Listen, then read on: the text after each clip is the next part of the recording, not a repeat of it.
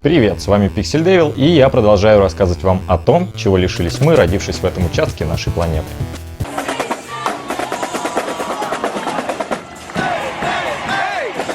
Стоп, конечно же я о видеоиграх. Так вот, пока все покупают дорогущие телеки со специальными 3D очками, пока копят на новую Nintendo 3DS, давайте оглянемся в прошлое, на первые попытки разработчиков создать 3D эффект в видеоигре. Я прочесал интернет, и мой выбор пал на американскую NES. Не только от безмерной любви к ней, а потому что именно на NES подборка игр наиболее доступна и разнообразна. На другие консоли игр с 3D эффектом вообще единицы. Ну, в лучшем случае 2. А на NES, вы не поверите, их целых 3.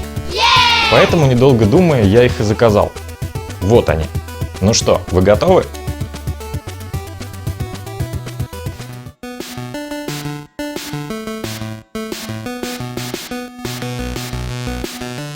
Так вот, 3 игры, и 2 из них наверняка многим знакомы с детства.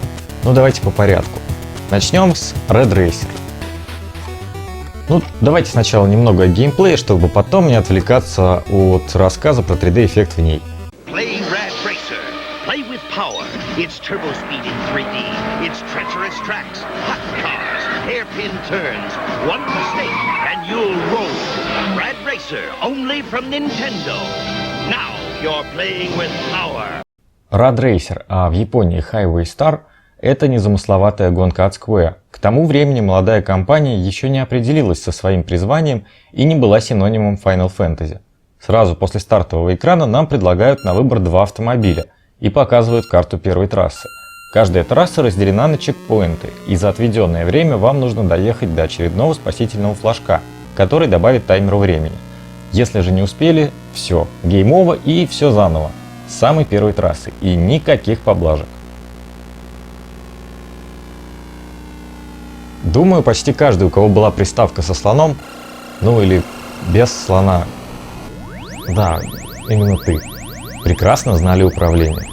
A – это газ, B – это тормоз, влево и вправо поворот. Ну так вот, а сейчас я узнал, что помимо этого кнопка вверх включает ускорение, и это очень часто может спасти положение, хотя и испортить тоже. А кнопкой вниз можно включать мелодии и перещелкивать наподобие GTA. И не просто мелодии, а композиции молодого Нобуо Уэмацу.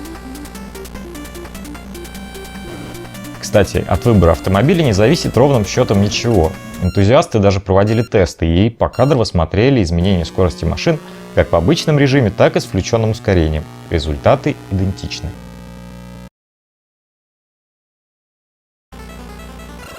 Игра очень сложная, поэтому после неудачной гонки советую нажимать не просто старт, а A плюс старт. Это даже не чит, а информация из мануала к игре.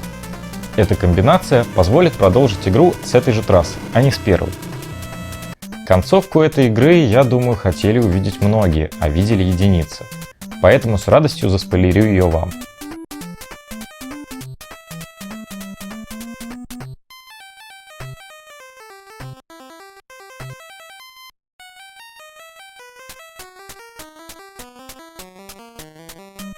Ну вот, она стырила мою тачку. Ну ладно, давайте к 3D.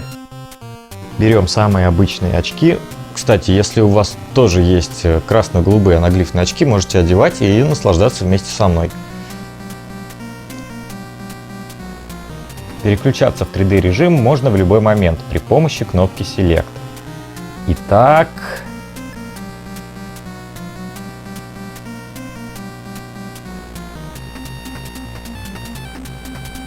Чё за фигня?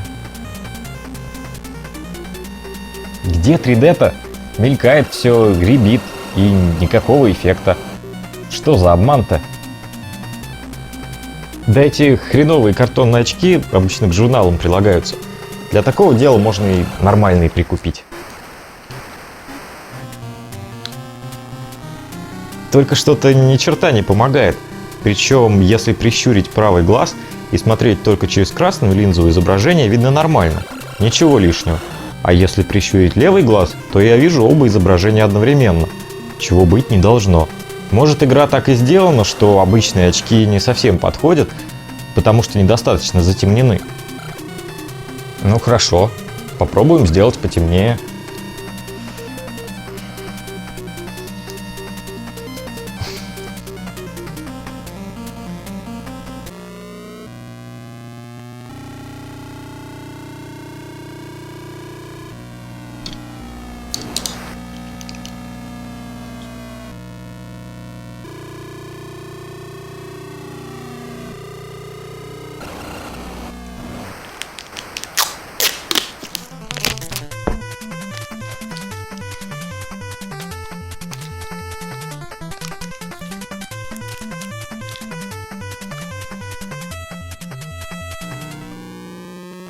Не, ничего не получается. Ну ладно, давайте поиграем в 3D World Runner от той же Square.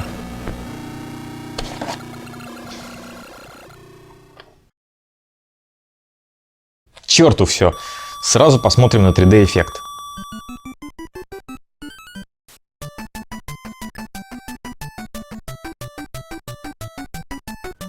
Отстой. Ну, неужели все зря? Ну не могли же они в одной игре запороть 3D и вторую выпустить?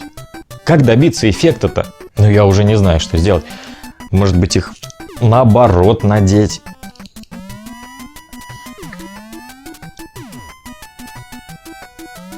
Я вижу его! Вижу!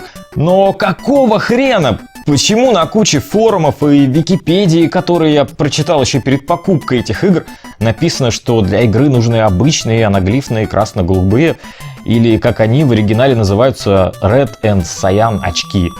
Они не работают.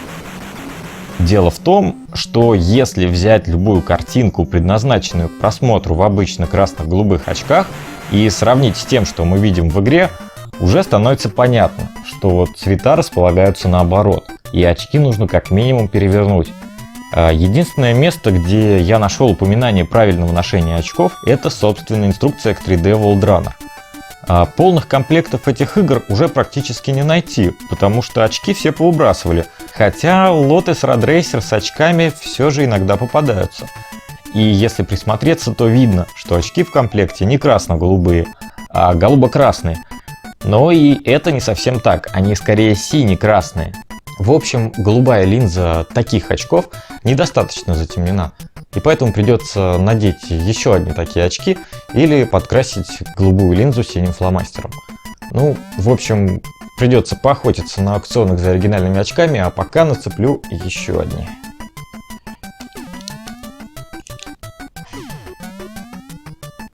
Кстати, в 3D World Runner в очках играть даже полезно. Проще понимать удаленность объектов от персонажа. Жаль, только этот режим съедает всю красочность уровней и задников.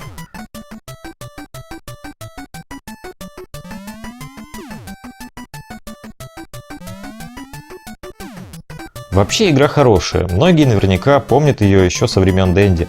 Но дальше второго уровня, наверное, мало кто проходил. Ведь чем дальше вы продвинетесь в своей миссии по спасению миров Солнечной системы номер 512, тем хардкорнее и безумнее будут уровни.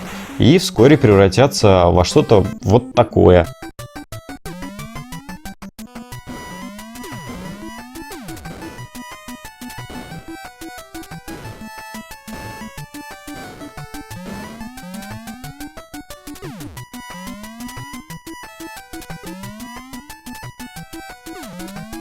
Концовка игры поражает. Пройдя эти 9 миров, 9 клетчатых кругов ада, 9 похожих, но все же разных боссов, они же, боссы, сообщат вам код, набрав который, игру можно будет начать в сложном режиме. То же самое, только скорость врагов будет в 2 раза выше.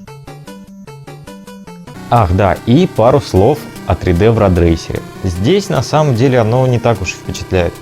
Объем, конечно, чувствуется, но объектов, движущихся навстречу, довольно мало, и игре это не сильно помогает. Но, тем не менее, взглянуть на давно знакомую игру с новой стороны всегда интересно и приятно. Больше для NES компания Square игр с 3D-эффектом не делала. И даже вторая часть Rad Racer уже без него. Третья игра, о которой я хотел бы сегодня поговорить, это Orb 3D.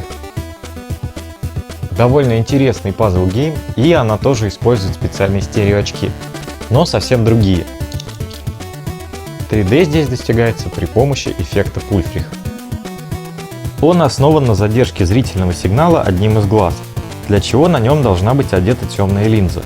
То есть, если смотреть на непрерывное движение на экране в таких очках, то левый глаз видит картинку вовремя, а правый с небольшим запозданием. Совмещая эти два немного отличающихся изображения, наш мозг получает 3D-картинку.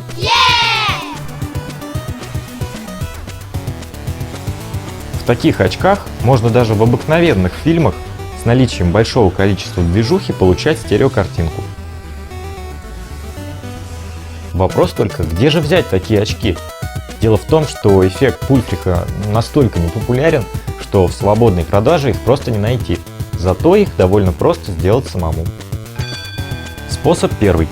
Берем солнцезащитные очки, выдавливаем левую линзу, но не выбрасываем, потому что, как правило, такие очки пока еще недостаточно затемнены. Поэтому наклеиваем ее на правую, причем клей наносим по кругу, а не на саму линзу, чтобы не испортить видимость через очки. Способ второй. Распечатываем на бумаге будущие очки, вырезаем, находим один из первых кадров фотопленки, там они, как правило, засвечены, потом берем все это, аккуратно добавляем клей, и очки для получения эффекта Пульфриха готовы. Отлично. Запускаем игру.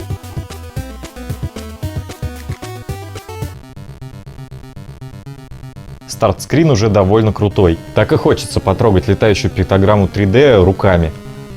Черт возьми, да это уже круче всего того, что я видел в предыдущих играх. Но, к сожалению, после заставки двигаться будет только Орб, ваш космический кораблик. А так хотелось бы побольше этих движущихся звезд из заставки. На первый взгляд, Orb 3D — это еще одна вариация Понга. Но с тех пор минуло 2 поколения консолей, и разработчики научились придумывать сюжеты и нововведения. Поэтому тут мы спасаем галактику от злодея по имени Крохан, а для этого нужно пройти 30 камер с загадками — Enigma Chambers. Поначалу они довольно простые, и даже топливо почти не кончается, особенно если кораблики не терять. Но дальше загадки начинают просто выносить мозг, и вам все чаще придется летать на Верн в Арбораму. Даже не спрашивайте, что это такое, но топливо там есть. Попасть нужно в эти небольшие отверстия, которые еще и закрываются довольно быстро. Но летать сюда можно бесконечно, хотя это карается уменьшением силовых щитов, с помощью которых вы не позволяете Орбу улететь далеко в космос. Помимо этого, направляясь в Арбораму, время от времени придется сражаться с рогатой головой, прежде чем заправиться. Это не очень сложно, если бы не одно «но». То, что вы летели заправляться, значит, что топливо уже на исходе, и делать все нужно очень быстро. Вернемся к головоломкам. Тут в изобилии все виды игр, переложенные на местный манер. Боулинг и крестики-нолики довольно простые, а вот бильярд, в котором почему-то все шары под номерами 8 и 11, уже не так прост. Мало того, что нужно попадать в шары в определенном порядке, так еще и в черный шар с 8 попадать нельзя, все придется делать заново. Встречаются и весьма странные уровни, вот как этот. Если дергается слон, то бить нужно в мышь, если кошка, то в слона, если мышь, то в кошку. Еще есть забавный уровень с исчезающим котом, уж больно напоминающим чеширского.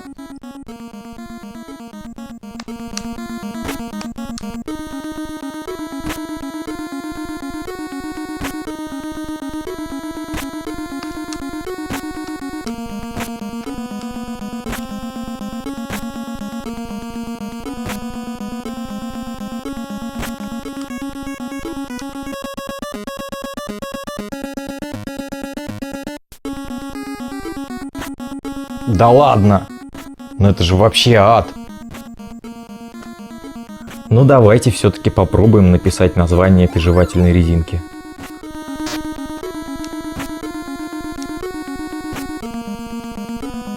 Так.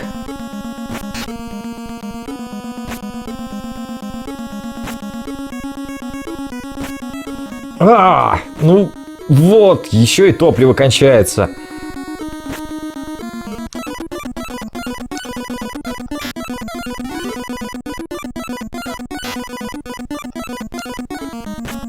Так, теперь нужно аккуратненько стереть последнюю букву.